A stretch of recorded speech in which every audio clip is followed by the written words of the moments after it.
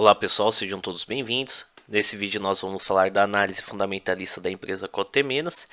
Nós vamos utilizar aí os 3 primeiros trimestres de 2020, ainda não foi apurado o quarto trimestre. E como base de comparação nós vamos utilizar os 3 primeiros trimestres dos anos anteriores, para ser mais exato, de 2014 a 2020. Bom, primeiro vamos começar aqui com a análise da DRE, que é o demonstrativo do resultado do exercício. Falando aqui da primeira conta, que é a receita líquida, que é o total de vendas menos algumas deduções, como descontos concedidos, devoluções e impostos que vão sobre as vendas. Bom, analisando aqui de 2014 a 2018, a empresa mantinha um nível bem estável de vendas, né? Tinha pouca variação. Em 2019 ela teve uma queda, uma redução grande de suas vendas, e 2020 mantendo praticamente o mesmo patamar. Falando um pouquinho do custos bens vendidos, custos bens vendidos são os custos que são empregados no principal ramo de atividade da empresa, ou seja, são os gastos que a empresa tem para poder operar o que está ligado diretamente ao seu principal ramo operacional.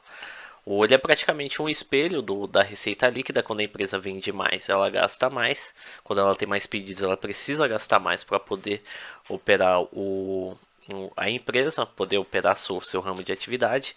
Quando ela vende menos, a tendência é vender menos, e foi o que aconteceu. 2014 a 2018 teve pouca variação das vendas, então variou pouco a questão do custo dos bens vendidos, mantendo o mesmo padrão. E 2019, quando ela teve essa queda na redução nas vendas, ela gastou menos, teve menos custo dos bens vendidos. 2020 também teve uma pequena queda em relação a 2019, então o custo dos bens vendidos acompanhou também.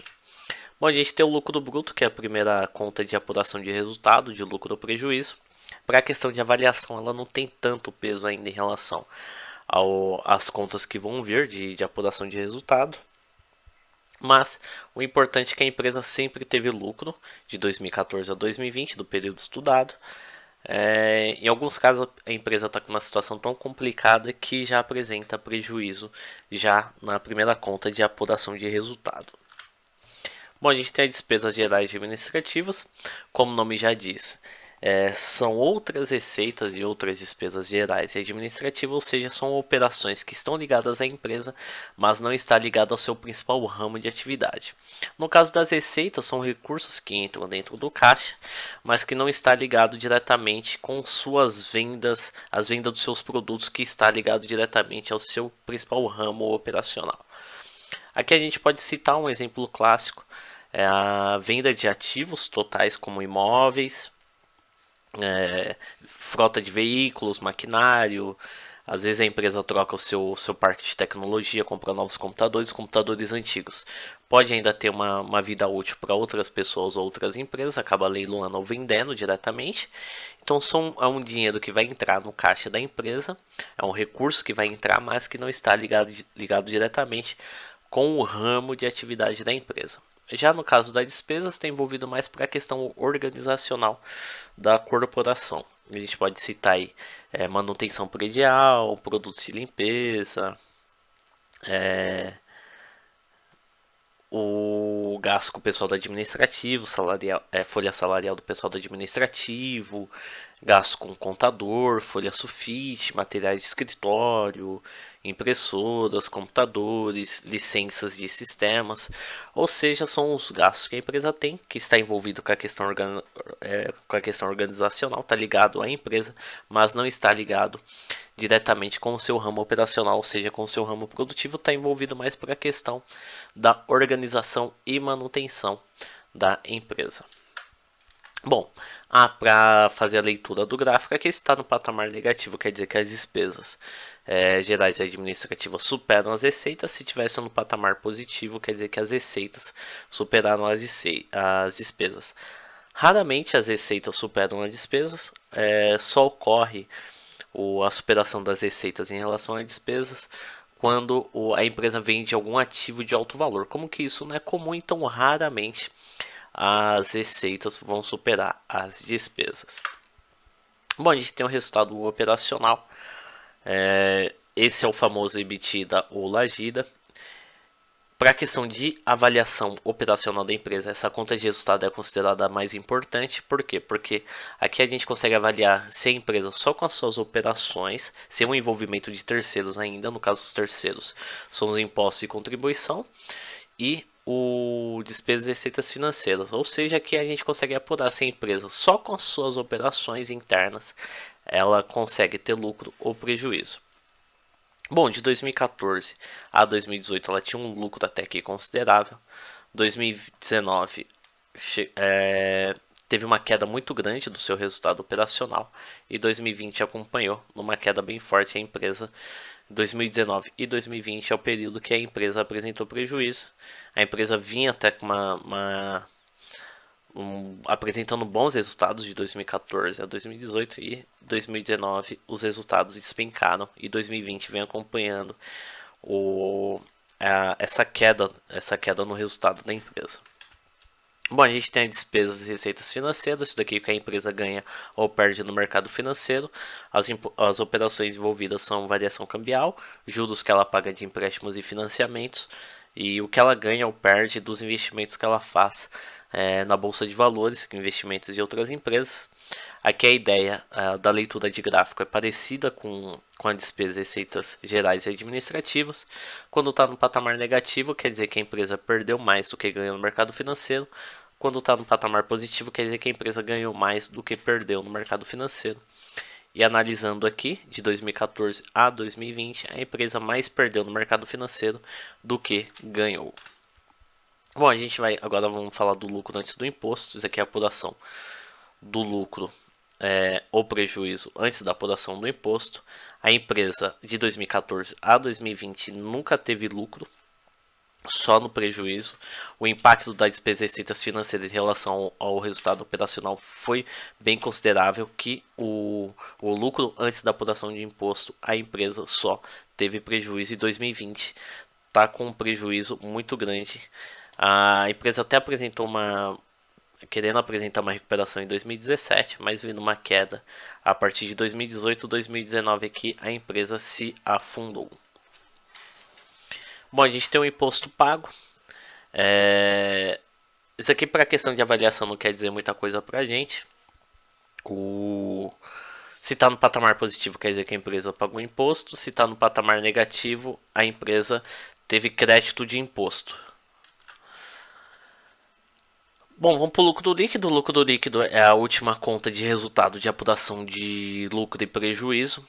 Esse aqui, no caso de lucro, é o valor que vai ser dividido entre os sócios acionistas, o que vai ser lucro acumulado para o próximo período, o reserva estatutária, reservas para investimento futuros da empresa.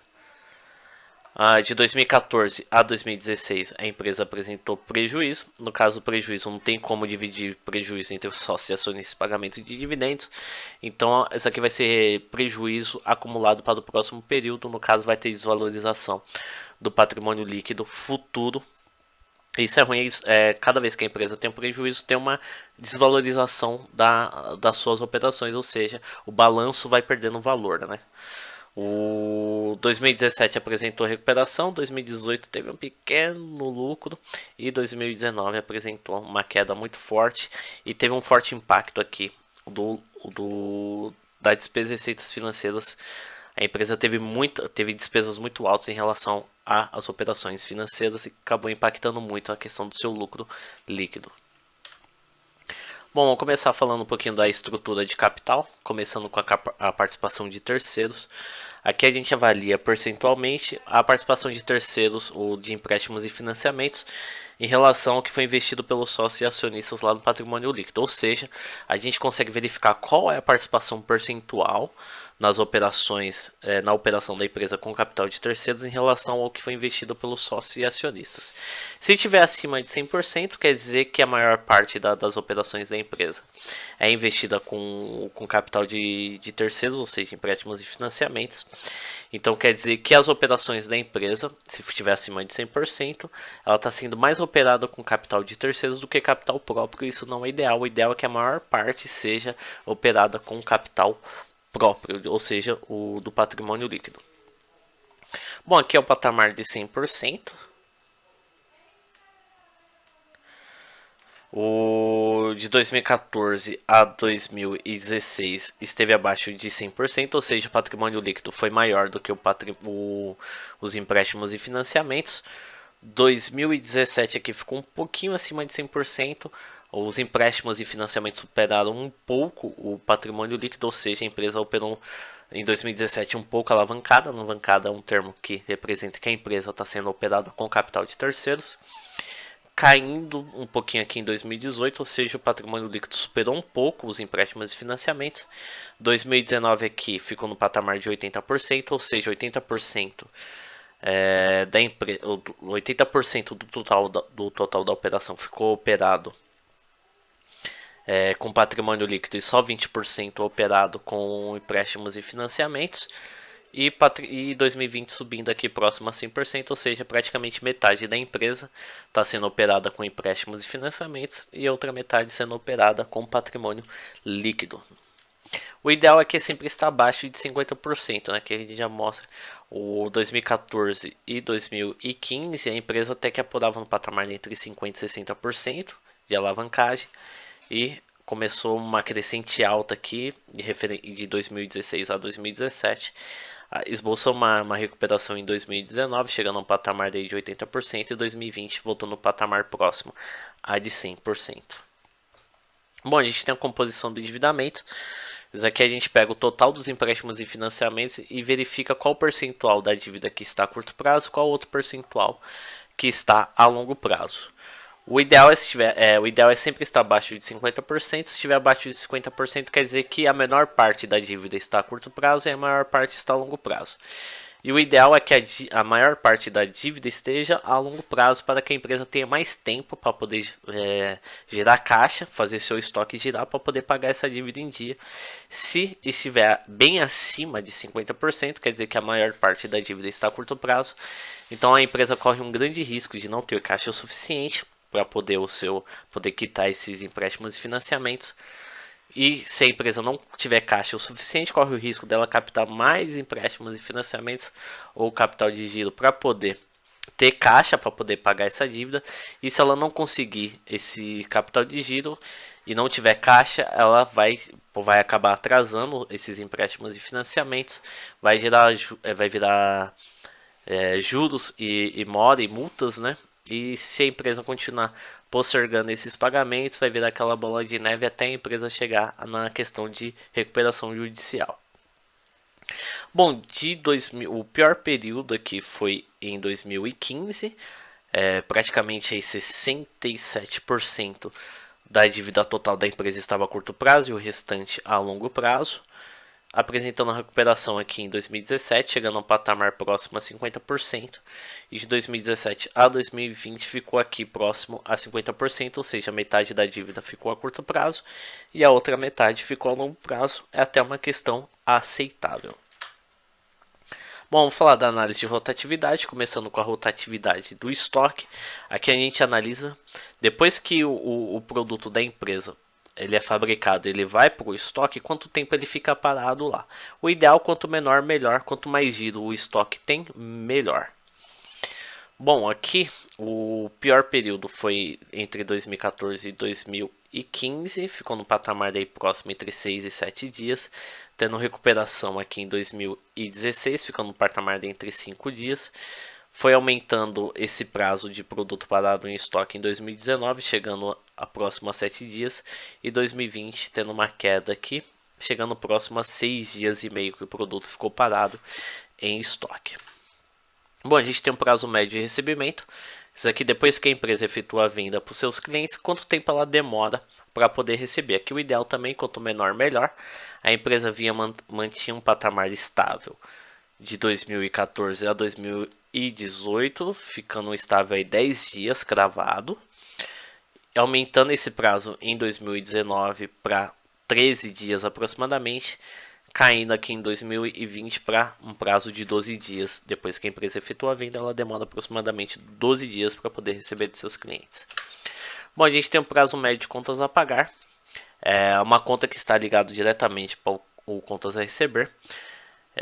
Aqui esse daqui é o prazo médio, depois que a empresa compra de seus fornecedores, quanto tempo ela demora para poder pagar. Aqui o ideal é que o prazo médio de contas a pagar seja superior ao prazo médio de recebimento. Aqui, já batendo o olho,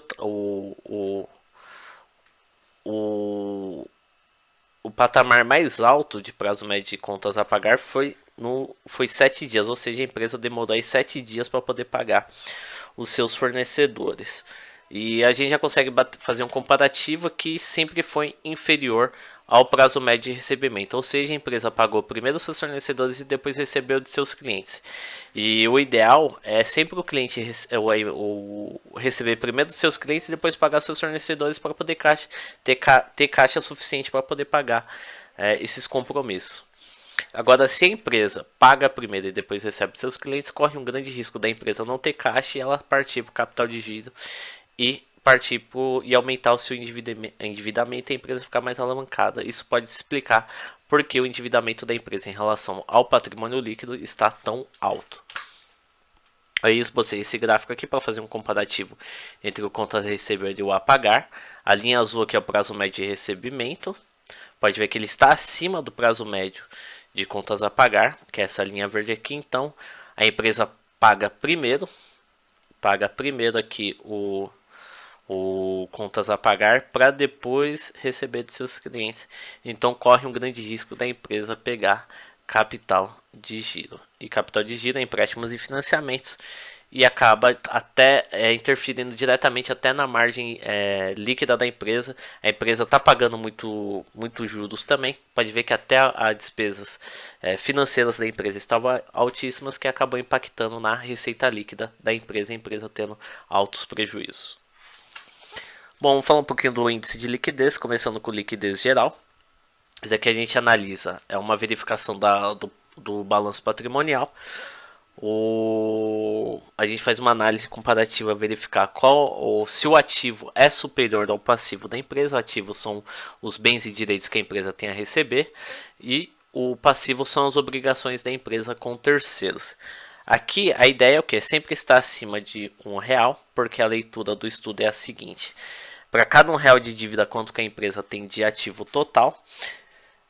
Se tiver acima de R$1, quer dizer que a empresa tem mais ativo do que passivo, ou seja, a empresa tem mais bens e direitos a receber do que a pagar. E de 2014 a 2020 sempre foi assim, mas se a gente traçar uma linha imaginária aqui, está numa tendência de baixa. Cada ano que passa, o passivo está aumentando em relação ao ativo, ou seja, as obrigações a pagar da empresa está aumentando em relação aos bens e direitos a receber. Então, que o ideal seria quanto maior melhor, ou seja, aumentando o ativo em relação ao passivo, mas está ocorrendo ao contrário. O passivo está aumentando em relação ao ativo.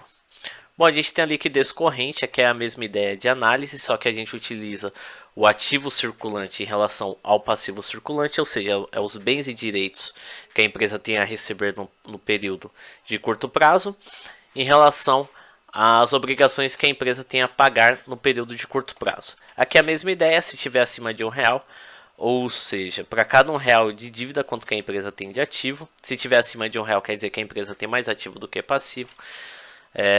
Sempre esteve acima de R$1, mas se a gente traçar a linha imaginária aqui, a linha de tendência média, está numa tendência de baixa. O melhor período foi em 2014, chegando a R$1,80 para cada R$1 de dívida.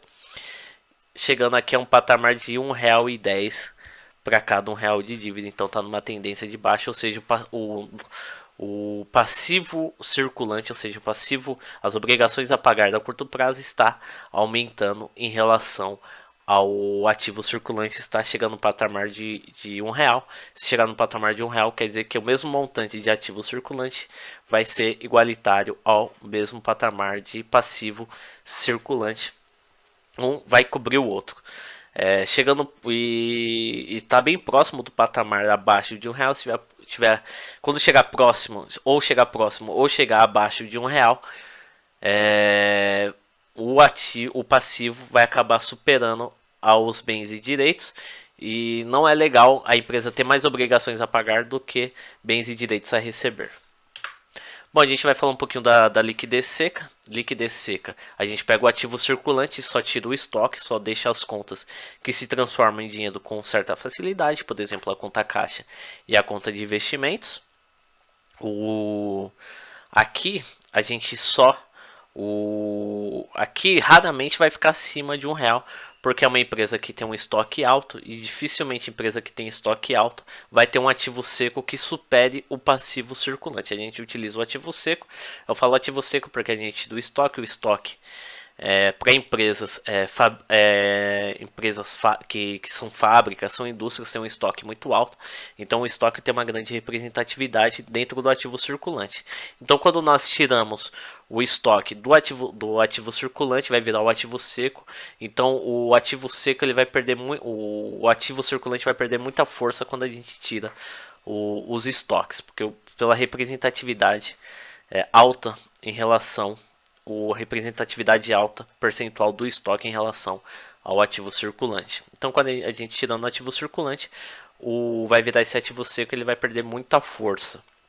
Então, raramente o ativo seco vai superar o passivo circulante.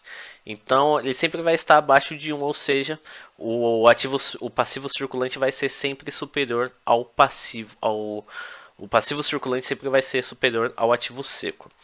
O ideal é sempre estar próximo pelo menos de 50 centavos. Ou seja, para cada R$ 1 de dívida, a empresa vai ter uns 50 centavos de ativo seco. Não é o que aconteceu, sempre esteve abaixo aqui de 0,40, ou seja, 40 centavos. 2014 foi o melhor período, ficou próximo de 40 centavos. Teve a queda em 2015, chegando a casa de 30 centavos. Tentou uma recuperação em 2016, ficou no patamar entre 31 e 32 centavos. 2017 sendo o pior período, chegando à base aí de 27 centavos. 2018 a 2019 apresentando uma recuperação, chegando ao patamar de 34 centavos aproximadamente. E 2020 mantendo o mesmo patamar. Bom, vamos falar um pouquinho do índice de rentabilidade, começando com o giro do ativo. Esse aqui é o quanto que teve de retorno de vendas no investimento total no ativo da empresa. Bom, aqui o ideal é estar próximo entre 80 centavos e 70 centavos, não foi o que aconteceu. Isso aqui é o patamar de 70 centavos. De 2014 a 2016, ela vinha até numa tendência imaginária de alta aqui, chegando ao patamar de 62 centavos aproximadamente. Ou seja, a empresa teve retorno de 60 centavos de vendas para cada R$ 1 que foi investido no ativo total da empresa. Tendo uma queda aqui, se a gente traçar uma linha imaginária, chegando em 2018 no patamar próximo a 50 centavos. E teve uma queda forte aqui em 2019 para cada R$ 1 que foi investido no ativo total, a empresa teve um retorno aí das vendas de 30 centavos e mantendo o mesmo patamar em 2020. Bom, aqui a gente tem a margem de retorno de vendas em relação ao operacional da empresa, ou seja, qual foi o percentual de lucro ou prejuízo que a empresa teve de suas vendas utilizando só suas despesas e receitas operacionais, ou seja, a gente utiliza aqui o resultado operacional em relação às vendas da empresa, lembrando que o resultado operacional são as operações, são o resultado da empresa sem ainda a interação de terceiros, que é os empréstimos, que é o despesas e receitas financeiras e o que foi pago de imposto e contribuição social. Bom, a empresa teve lucro entre 2014 e 2018. 2018 foi o melhor período, chegando ao patamar aí próximo de 8%, 8,2%, 8,3%. Tendo uma queda forte em 2019, a empresa teve margem negativa aí de 1%, aproximadamente. Em 2020, essa caiu com mais força ainda, chegando ao patamar aí próximo de 5%. Então a empresa teve margem negativa de 5% do total de suas vendas, ou seja, o seu operacional teve prejuízo de 2019 a 2020. Então, a empresa tendo uma desvalorização em relação ao seu operacional, a empresa só com as suas próprias pernas, de 2019 a 2020, não apresentou lucro, não foram operações lucrativas. Bom, aqui a gente tem a margem líquida, já batendo no olho, tá feio demais. A margem líquida é o lucro final lá que a empresa tem quando ela vende um produto. Qual que é o lucro real do que ela teve nessa operação de venda, já deduzindo tudo, despesas financeiras, despesas operacionais, acrescentando receita líquida, receita gerais. Aqui ou seja, o lucro real que a empresa teve. A empresa sempre teve prejuízo de 2014 a 2016, ela teve margem negativa, ou seja, a empresa quando ela vendeu o seu produto lá, ela não teve lucro nenhum, pelo contrário, ela teve prejuízo, ou seja, a empresa praticamente pagou para poder vender, ela não teve lucro nenhum.